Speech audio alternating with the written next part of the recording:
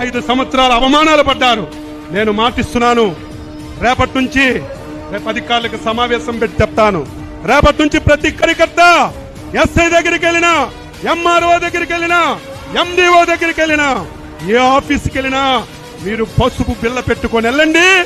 మీకు గౌరవంగా కుర్చీ వేసి టీ ఇచ్చి మీ పని ఏంటని అడిగి మీ అందరికీ పని చేయించే విధంగా అధికారులకు లైన్ లో పెడతాను. నేను గంజాయి విషయంలో కఠినంగా వ్యవహరించమని మంగళగిరి నియోజకవర్గంలో పోలీసు సిబ్బందికి నేను ఆదేశాలు జారీ చేశాను.